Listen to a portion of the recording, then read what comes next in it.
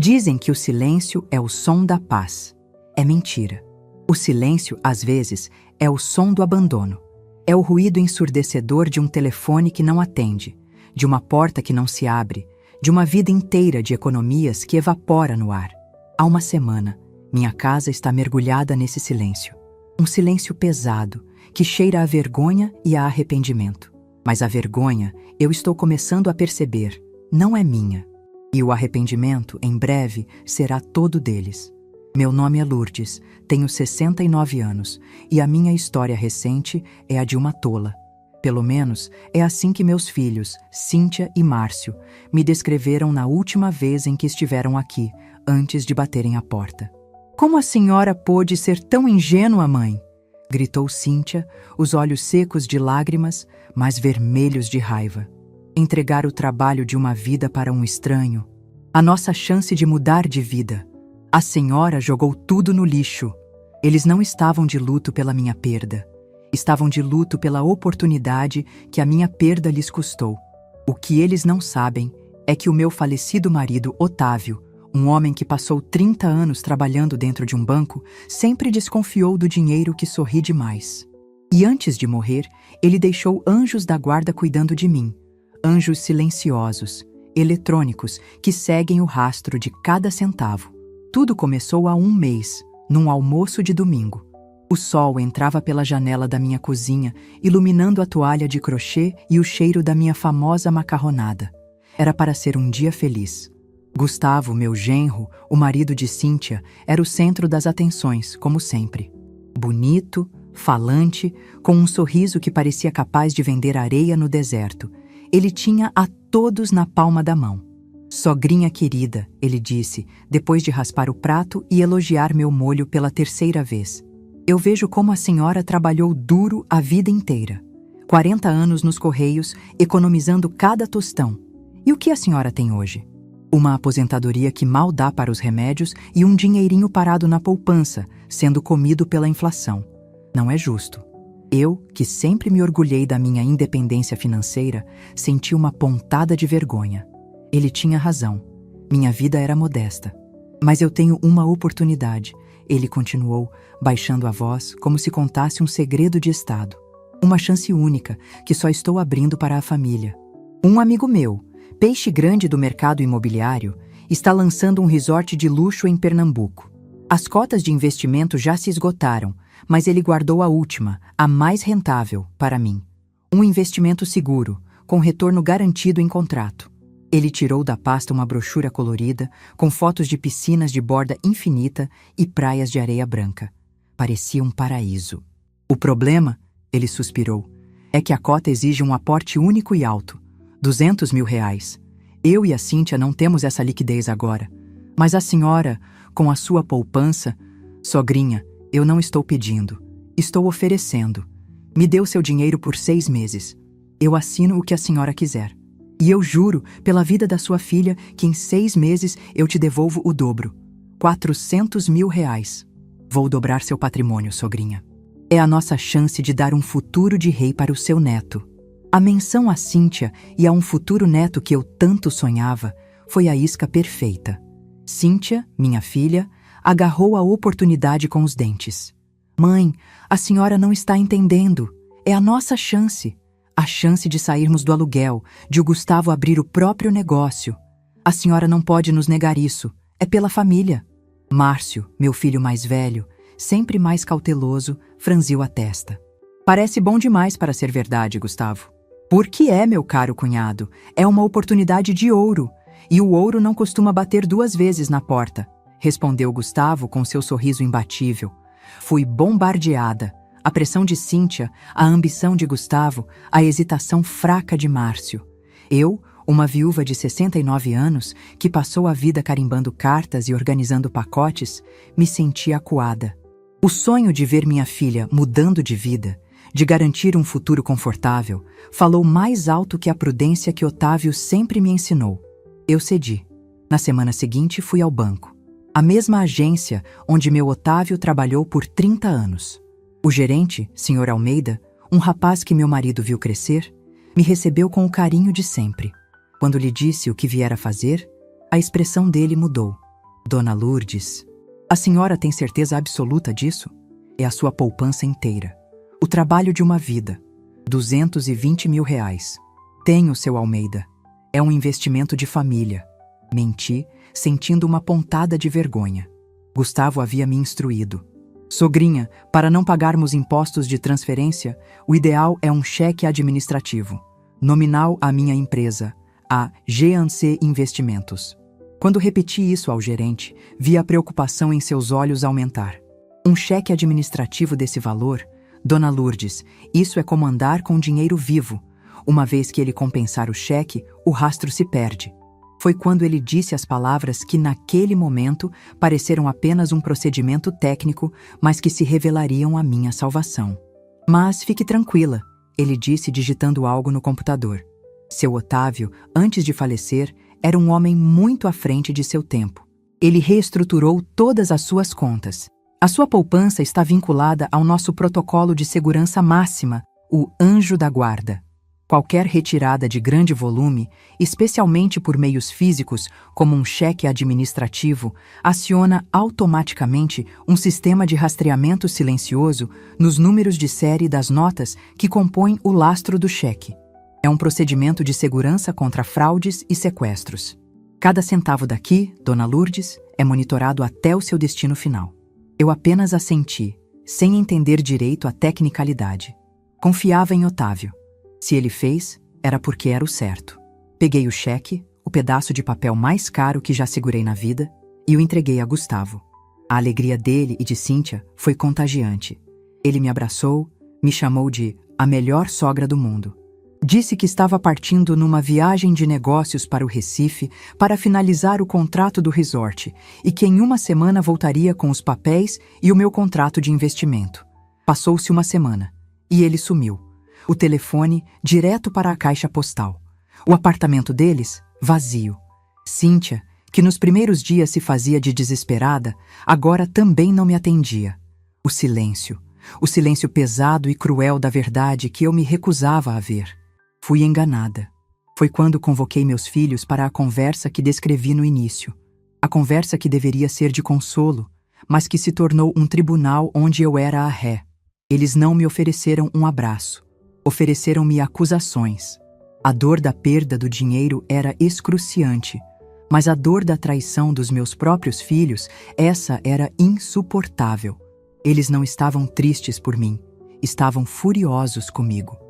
Depois que eles saíram, batendo a porta e deixando para trás o veneno de suas palavras, eu desabei. Chorei por horas, um choro de uma vida inteira de sacrifícios jogados fora. Chorei pela minha estupidez, pela minha fé cega. Chorei pelo meu Otávio, por não ter honrado sua prudência. Mas no fundo do poço do meu desespero, uma memória brilhou. Uma frase. Protocolo Anjo da Guarda. Cada centavo daqui é monitorado. Uma faísca de esperança. Meu Otávio. Mesmo depois de morto, ele ainda estava cuidando de mim. Levantei-me do chão, o rosto inchado, mas o coração agora batendo num novo ritmo. O ritmo da caça. Fui até a escrivaninha de Otávio, que eu mantinha intacta. Abri a gaveta secreta que só eu conhecia. Dentro havia um envelope lacrado com a caligrafia dele. Para emergências bancárias graves. Abri o envelope. Dentro, um único cartão de visita, com um número de telefone e um nome que eu nunca vira. Não era um banco. Não era um advogado. Era um brasão da República Federativa do Brasil. Disquei o número. A voz do outro lado era grave, oficial, sem rodeios. Polícia Federal, Departamento de Crimes Financeiros, Delegado Fontes. Respirei fundo. A bibliotecária aposentada dando lugar a uma informante. A mulher que carimbou cartas por 40 anos estava prestes a selar o destino do seu genro e de seus filhos. Boa tarde, delegado. Meu nome é Lourdes Oliveira. Eu não quero registrar um roubo. Eu gostaria de rastrear um dinheiro. 220 mil reais para ser exata. O dinheiro estava protegido por um protocolo de segurança do Banco Nacional chamado Anjo da Guarda. Fiz uma pausa antes de desferir o golpe final. E eu acho que sei exatamente em que conta bancária o senhor vai encontrá-lo. A conta da minha filha, Cíntia Ferraz. A cúmplice. O jogo havia virado. A caça não era mais a presa, e o anjo da guarda do meu marido estava prestes a mostrar suas asas de aço. Após a ligação para o delegado Fontes, um silêncio de natureza diferente se instalou no meu pequeno apartamento. Não era mais o silêncio do abandono, mas o silêncio tenso e expectante de um campo de batalha antes do amanhecer. A primeira e mais importante peça do meu contra-ataque havia sido movida. Agora, restava-me esperar que as engrenagens da justiça, lentas, mas implacáveis, começassem a girar. Caminhei pela minha sala, as mãos entrelaçadas nas costas, um hábito que herdei do meu falecido marido, Otávio. Meu olhar pousou sobre a estante de madeira escura, um móvel simples, mas que continha todo o meu universo. Meus livros, meus bibelôs e as fotografias. Meus dedos tocaram a moldura de prata de uma foto em particular, a minha favorita. Nela, eu e Otávio, com nossos rostos de 30 e poucos anos, sorríamos, abraçados em frente a um terreno vazio, coberto de mato. Atrás de nós, uma placa de "Vende-se", fincada na terra. Aquela fotografia era o retrato do nosso maior sonho, e ao olhá-la, fui arrastada para o passado, para a história do dinheiro que meus filhos acreditavam ser apenas um número na minha caderneta de poupança. Eles não sabiam que aquele dinheiro tinha alma. Tinha a alma do meu Otávio. Nós éramos o casal mais improvável e, ao mesmo tempo, o mais previsível do mundo. Eu, uma moça do interior que encontrou segurança e propósito no uniforme azul e amarelo dos Correios, passando meus dias entre selos, pacotes e a ordem metódica dos códigos postais. Ele, Otávio, um homem de raciocínio rápido e coração tranquilo, que encontrou sua vocação na lógica e na segurança de uma carreira no Banco Nacional. Éramos dois funcionários públicos, duas formiguinhas, que acreditavam no trabalho duro, na honestidade e, acima de tudo, no poder de guardar cada centavo para o futuro. Nosso grande sonho não era um carro de luxo ou viagens para a Europa. Era aquela casinha. Uma casa de um andar, com um pequeno quintal nos fundos, onde eu plantaria um pé de acerola e ele montaria uma pequena oficina de marcenaria, seu hobby secreto. O terreno da foto era o nosso objetivo, o nosso projeto de vida. Quando Cíntia e, 2 anos depois, Márcio nasceram, o sonho da casa foi adiado, mas o propósito de economizar se tornou ainda mais forte. Cada hora extra que eu fazia, cada promoção que Otávio conquistava, era convertida em tijolos imaginários para o nosso futuro e para a educação deles. Queríamos lhes dar o que não tivemos, a tranquilidade de uma escolha, a segurança de uma boa faculdade. A doença de Otávio chegou sem aviso, um diagnóstico de câncer que transformou nosso planejamento de longo prazo numa corrida contra o tempo. Foram 2 anos de uma luta silenciosa e corajosa. E foi nesse período, entre sessões de quimioterapia e noites em claro, que meu marido, o gerente de banco, realizou seu último e mais importante projeto, a blindagem do meu futuro. "Lourdes, meu amor", ele me disse numa noite, sentado à mesa da cozinha, com uma pilha de documentos bancários entre nós. "Eu não vou estar aqui para te proteger dos lobos. E o mundo está cheio deles. Nossos filhos são bons, mas são moles. Não conhecem a maldade do mundo." Foi ele quem criou o protocolo Anjo da Guarda. Com a ajuda de seus colegas mais leais no banco, ele reestruturou toda a minha vida financeira. Consolidou nossas economias naquela conta única, com mecanismos de segurança que na época me pareciam um exagero. "Otávio, para que tudo isso?" eu perguntava.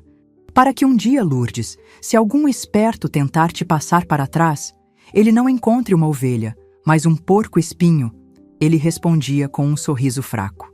Sua última instrução, em seu leito de morte, foi clara como cristal. "O dinheiro da casa está quase lá, meu bem. Use-o. Construa o nosso sonho.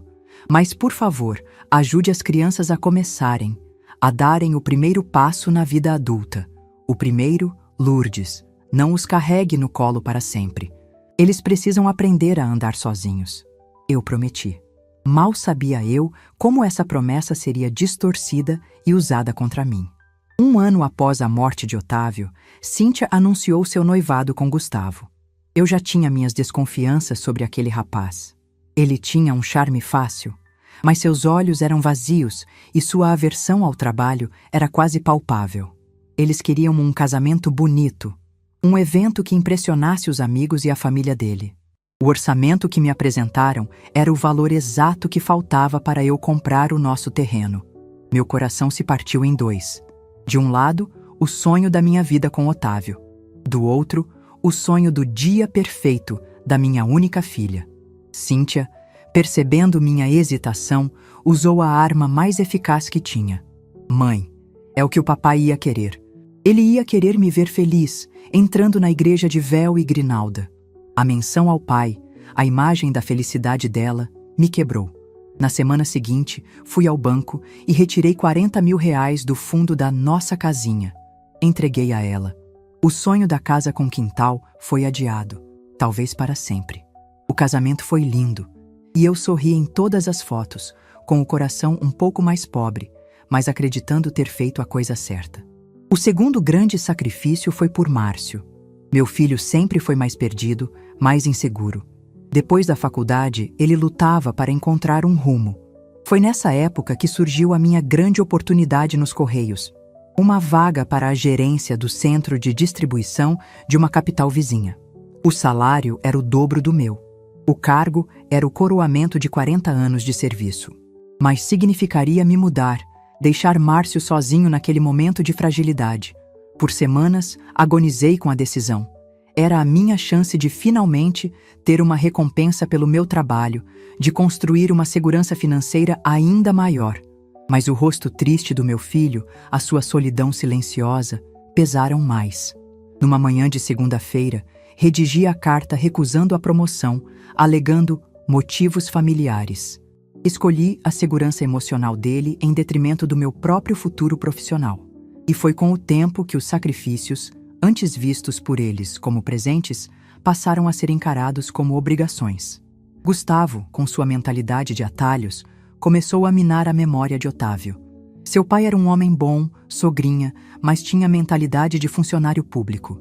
Medo de arriscar, de viver. Dinheiro parado é dinheiro perdido. Cíntia e Márcio, seduzidos pela promessa de vida fácil de Gustavo, começaram a me ver não como sua mãe, mas como uma gerente de investimentos conservadora demais. A pressão para que eu fizesse o dinheiro render tornou-se o tema de todos os nossos encontros. Eles não viam a poupança como o resultado do meu suor e da prudência de seu pai. Viam-na como um recurso estagnado ao qual eles, por direito de herança, deveriam ter acesso. O convite para o investimento imperdível foi o ato final dessa longa campanha de erosão. Eles não estavam apenas pedindo meu dinheiro. Estavam pedindo que eu traísse a última promessa que fiz a Otávio. E no meu momento de maior fraqueza, na minha ânsia de ser amada e de vê-los finalmente realizados, eu traí. A imagem na minha estante ficou turva, meus olhos cheios de lágrimas de um luto renovado. O luto não por Otávio, mas por mim, pela mulher que eu fui, que abriu mão de seus sonhos, de sua carreira e, por fim, de sua segurança, em nome de filhos que, na primeira oportunidade, a culparam pela própria ganância deles. O toque do telefone me trouxe de volta ao presente. Era Anselmo. Tia Margarida, novidades. A primeira parte do rastreamento foi concluída. A voz dele era séria, profissional. O cheque administrativo de 220 mil reais foi depositado na conta da G&C Investimentos, uma empresa de fachada aberta por Gustavo há 6 meses. No dia seguinte, o valor integral foi transferido para uma conta pessoal. A conta da sua filha, Cíntia. A confirmação era um soco, mas eu já esperava por ela.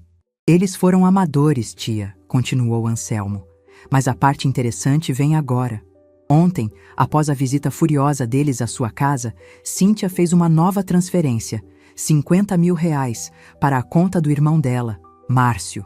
Meu coração se partiu mais um pouco. Márcio, meu filho cauteloso. Ele não era apenas um espectador passivo, era um cúmplice. O dinheiro do silêncio dele. Obrigada por me avisar, Anselmo. A equipe do delegado Fontes já tem tudo isso, tia. Eles estão montando o caso. Acredito que não vai demorar muito. Desliguei o telefone. Olhei novamente para a foto na estante. Eu e Otávio, sorrindo, em frente ao nosso sonho de terra e mato. Eu havia falhado com ele. Havia entregado o nosso castelo aos lobos. Mas Otávio, o meu prudente e amado Otávio, havia construído a fortaleza com um sistema de defesa que nem eu conhecia. Eu não estava mais sozinha na minha dor. Eu tinha a memória de um grande amor, a lealdade de um afilhado e agora a força da lei ao meu lado. A mulher que carimbou cartas por 40 anos havia postado a sua última e mais importante encomenda. E o destinatário era a Polícia Federal. A entrega, eu sabia, seria feita em breve. E não haveria aviso de recebimento. Os dias que se seguiram à minha ligação para a Polícia Federal foram os mais longos e silenciosos da minha vida. Eu me movia pelo meu apartamento como um autômato, realizando as tarefas do dia a dia. Lavar a louça, regar as plantas, arrumar a cama. Mas minha mente estava em outro lugar. Estava num limbo. Um espaço suspenso entre a dor da traição e a ansiedade pela justiça que eu mesma pusera em movimento. Cada vez que o telefone tocava, meu coração saltava, esperando ser o delegado Fontes com notícias. No terceiro dia, eu não aguentava mais a espera. O apartamento, antes meu refúgio, agora parecia uma cela, as paredes ecoando as acusações de Cíntia e Márcio. Eu precisava de ar, precisava me lembrar pelo que estava lutando. Vesti um vestido simples, peguei minha bolsa e saí. Sem rumo certo, peguei um ônibus que ia em direção a um bairro mais afastado, um lugar com ruas arborizadas e casas com pequenos jardins na frente. O tipo de lugar sobre o qual eu e Otávio suspirávamos ao folhear os classificados do jornal aos domingos. Desci num ponto qualquer e comecei a caminhar. O ar ali era mais limpo, o ritmo mais lento. Passei em frente a uma pequena casa de portão baixo, com um jardim repleto de margaridas e um pé de acerola carregado. Na varanda, uma cadeira de balanço vazia parecia se mover suavemente com a brisa. Era ela, a casa dos meus sonhos. A materialização de tudo o que os 220 mil reais representavam. Fiquei ali, parada na calçada por um longo momento, uma dor doce e nostálgica me invadindo. Não era a dor da perda, mas a dor do sonho adiado. Foi naquele momento de contemplação que meu celular vibrou. O nome no visor fez meu corpo inteiro gelar. Delegado Fontes. Atendi, a mão tremendo. Dona Lourdes, boa tarde. Tenho novidades. A voz dele era calma, profissional, mas eu podia sentir uma corrente de satisfação por baixo. A operação foi deflagrada esta manhã. O rastreamento do protocolo Anjo da Guarda foi um sucesso absoluto. O dinheiro foi localizado. 170 mil reais estavam na conta pessoal de sua filha, como a senhora previu. Os outros 50 mil foram transferidos para a conta de seu filho, Márcio. A confirmação, ainda que esperada, foi um soco no estômago. Márcio, meu filho quieto. Ele não era apenas cúmplice, era sócio. Seus filhos e seu genro, Gustavo, que localizamos tentando embarcar num voo para o Paraguai, foram intimados e estão prestando depoimento neste exato momento, continuou o delegado. As contas e os bens de todos os envolvidos foram bloqueados preventivamente, por ordem judicial, até a conclusão da investigação. A senhora agiu na hora certa, dona Lourdes. Mais um dia e seu dinheiro teria desaparecido para sempre. Obrigada, delegado. Obrigada por tudo. Foi tudo o que consegui dizer. Apenas fiz o meu trabalho. A senhora receberá uma intimação para prestar seu depoimento formal na próxima semana. Tenha um bom dia. Desliguei o telefone. O mundo ao meu redor parecia ter perdido o som. A justiça era real. A proteção de Otávio, mesmo do além, era real. E a traição dos meus filhos, completa e irrefutável, era real. Sentei-me no meio-fio, debaixo de uma árvore, e chorei.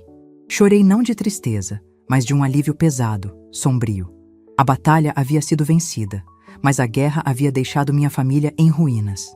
Naquela noite, a campainha do meu apartamento tocou de forma violenta, insistente.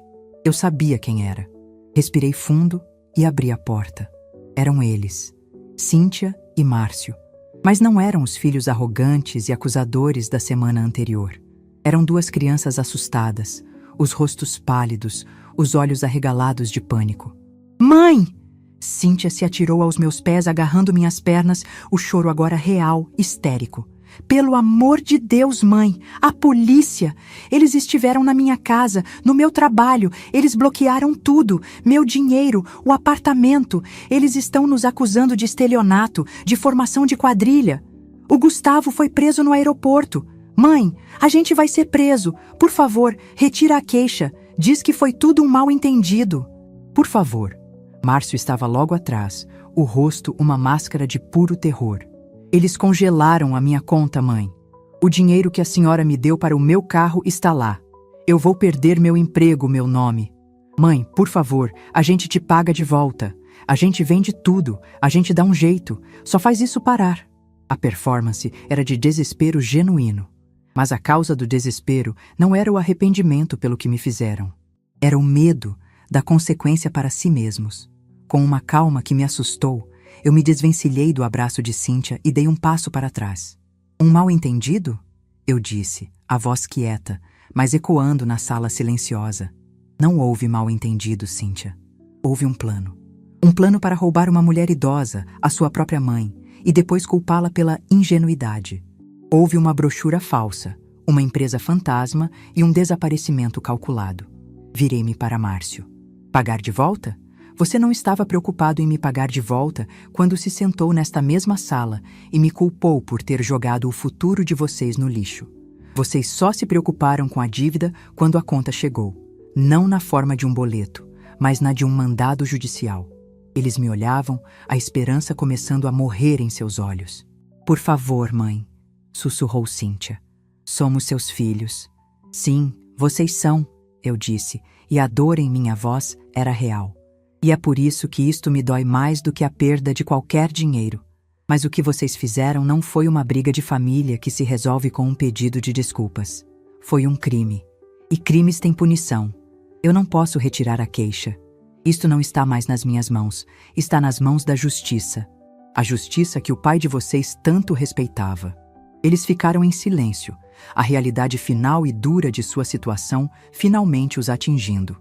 O único conselho que posso lhes dar, continuei, é o que eu lhes daria se tivessem quebrado a vidraça do vizinho quando eram crianças. Arrumem um bom advogado e, pela primeira vez na vida, contem a verdade. Assumam a responsabilidade. É o único caminho para a redenção. Agora, por favor, vão embora. Fechei a porta, o som do clique selando não apenas a minha casa, mas um capítulo inteiro da minha vida. Eu estava, finalmente, sozinha e em paz com a minha decisão. Na manhã seguinte, recebi outra ligação. Era o Sr. Almeida, o gerente do banco. Dona Lourdes, bom dia, trago boas notícias. Seguindo uma ordem judicial expedida pelo delegado Fontes, os fundos que foram localizados e bloqueados nas contas de seus filhos acabam de ser estornados para a sua conta poupança. O valor integral, R$220 mil. Está tudo de volta, seguro. O anjo da guarda do seu Otávio cumpriu sua missão.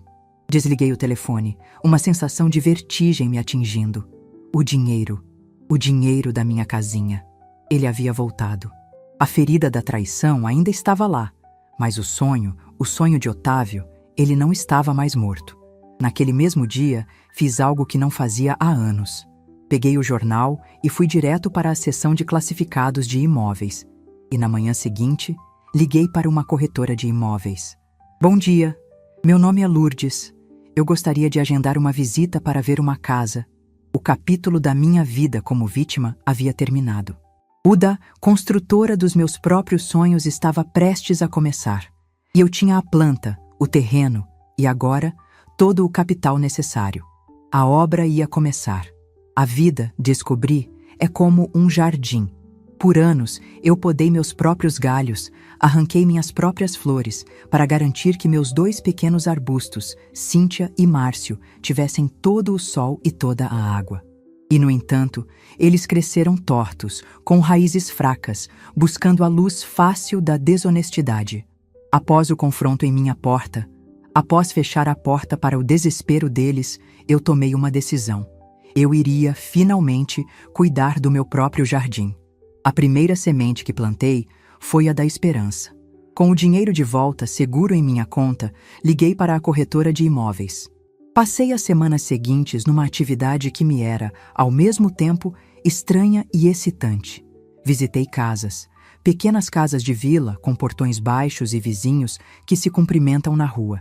Vi muitas, mas soube que havia encontrado a certa no instante em que pisei nela. Era no bairro do Encantado, um nome que parecia um bom presságio.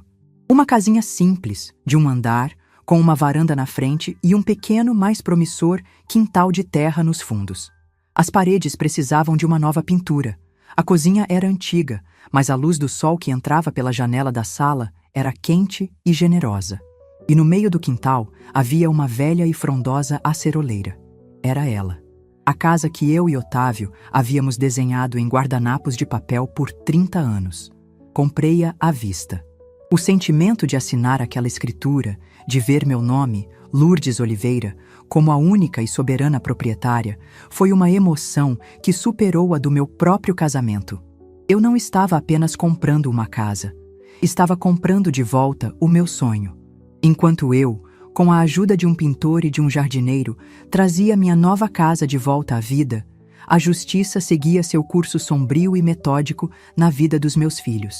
As notícias me chegavam em telefonemas oficiais do delegado Fontes, que fazia questão de me manter a par do andamento do processo.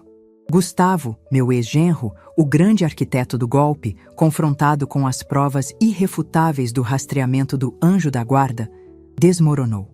Numa tentativa de salvar a própria pele, ele confessou tudo, detalhando o plano e, o mais importante, a participação ativa e consciente de Cíntia e Márcio. Ele foi condenado a 4 anos de prisão por estelionato em regime semiaberto. O castelo de areia dele havia finalmente sido engolido pela maré. Para Cíntia e Márcio, a situação era mais complexa. Como não haviam planejado o golpe, mas participado e se beneficiado dele, a promotoria ofereceu um acordo para evitar um julgamento longo. Eles se declararam culpados das acusações de cumplicidade e receptação. A sentença não foi a prisão, mas foi para eles talvez pior, uma morte social e financeira. Foram condenados a pagar uma multa pesada ao Estado e a prestar 2 anos de serviços comunitários.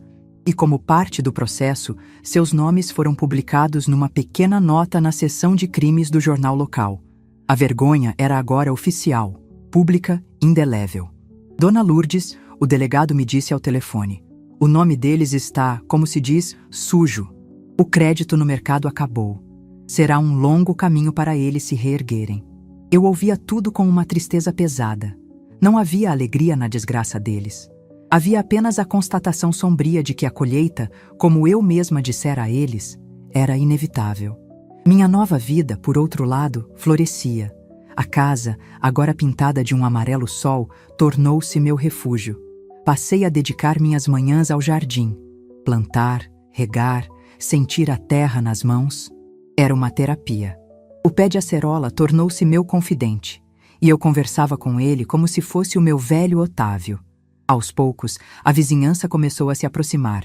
O seu Afonso e a dona Jandira, o casal de aposentados da casa ao lado, vieram me dar as boas-vindas com um bolo de milho. Logo, nossos cafés na varanda se tornaram um ritual.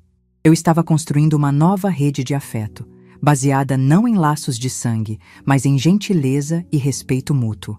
A tentativa final de me arrastar de volta para o pântano deles veio de Cíntia. Quase 1 ano após sua condenação, ela apareceu no meu portão, sem avisar. Estava magra, as roupas simples, o rosto sem maquiagem marcado por um cansaço que parecia crônico. A arrogância havia sido substituída por uma aura de vítima. "Mãe", ela começou, a voz chorosa, assim que abri a porta. "Eu sei que não tenho o direito, mas eu não aguentava mais. Não a convidei a entrar. Ficamos ali, separadas pelo portão de ferro.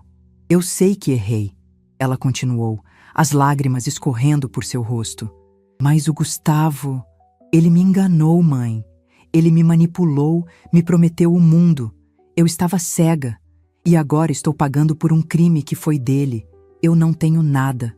Minha vida acabou. Passo meus sábados limpando banheiros públicos na praça, como uma criminosa. É tão humilhante. E o Márcio, ele me culpa por tudo. Mal fala comigo. A história era bem construída, o enredo de uma mulher frágil e enganada. Mas eu, que passei a vida lendo as entrelinhas das pessoas, via a verdade. Ela não estava ali para se desculpar. Estava ali para se justificar e, quem sabe, para recrutar a velha mãe salvadora para a sua causa. "E o que você quer de mim, Cíntia?" perguntei, a voz calma. "Eu sou sua filha, mãe." Ela chorou. "A senhora não pode me deixar assim, vivendo essa humilhação. Eu não tenho para onde ir. Me deixa ficar aqui, só por um tempo. Eu limpo, eu cozinho, eu te ajudo no jardim. Eu só preciso de um lugar para recomeçar." O pedido era a cartada final da manipulação. Se eu a aceitasse, o ciclo recomeçaria. A dependência, a culpa, a obrigação. Respirei fundo, sentindo o perfume das minhas novas roseiras. "Gustavo não te enganou, Cíntia," eu disse, e minha voz era firme, mas não cruel. "Ele te ofereceu um atalho para a vida que você sempre quis, e você pegou esse atalho de bom grado porque era mais fácil do que trabalhar por ela. Vocês eram sócios no sonho, e agora são sócios na consequência." Ela me olhou, chocada pela minha recusa em aceitar seu papel de vítima. "E sobre a humilhação," continuei, "deixe-me te ensinar uma coisa que aprendi na minha idade. Limpar praças não é humilhante. Humilhante é enganar a própria mãe. Humilhante é viver uma vida de mentiras. O trabalho, minha filha, por mais simples que seja, nunca é humilhante. É o primeiro passo para a dignidade. Eu passei 40 anos da minha vida carimbando cartas e pacotes. Seu avô passou a vida com as mãos sujas de graxa. Não há vergonha nenhuma no trabalho. Há vergonha na desonestidade. Você não está sendo humilhada. Você está, pela primeira vez na vida, começando a construir uma dignidade real." Ela ficou em silêncio, as lágrimas secando, a farsa desmoronando. "Você precisa encontrar o seu próprio caminho, Cíntia.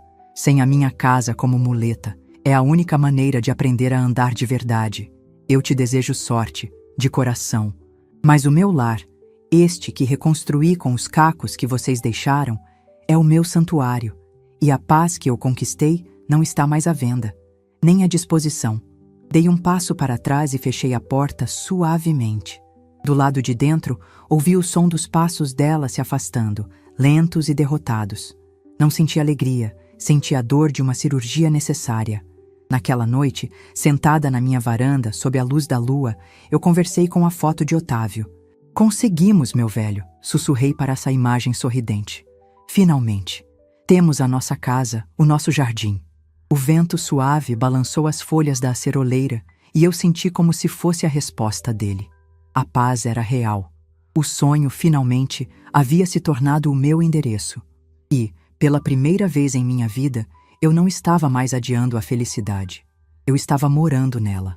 Os anos que se seguiram à minha mudança para a casinha no Encantado foram como a terra do meu jardim. Exigiram paciência, trabalho diário, mas aos poucos a vida começou a brotar em cores que eu não via há muito tempo. A casa, antes um sonho distante, tornou-se o meu universo. Cada cômodo era um reflexo da minha paz. A varanda, com suas samambaias, e a cadeira de balanço de Alberto era meu lugar de café e de conversas com os vizinhos. A cozinha, pequena e ensolarada, era o meu laboratório de sabores. E o quintal? O quintal tornou-se o meu grande projeto, meu diálogo silencioso com a memória de Otávio. Plantei a aceroleira. Plantei roseiras, pés de manjericão e alecrim. Cuidar da terra, sentir o cheiro do solo úmido, ver a vida se manifestar numa pequena folha nova. Tudo isso foi curando as feridas da minha alma de uma forma que nenhuma palavra de consolo jamais poderia. Eu estava literalmente cultivando as minhas próprias raízes. De Cíntia e Márcio, o silêncio era quase absoluto. A condenação deles, embora não resultasse em prisão, foi uma sentença de morte social e financeira. O delegado Fontes me informou que Gustavo pegara 2 anos de regime fechado. Cíntia e Márcio, por sua vez, cumpriam seus 2 anos de serviços comunitários e lutavam para pagar as pesadas multas. A vida de aparências que eles tanto prezavam havia se desfeito em pó. Eu não sentia alegria, mas uma espécie de justiça sombria. Eles haviam colhido, e a colheita era amarga. Eu me concentrei na minha própria vida, acreditando que a única maneira de eles se reerguerem era se eu não estivesse lá para lhes servir de muleta. O primeiro sinal de que algo estava mudando veio de forma anônima e delicada.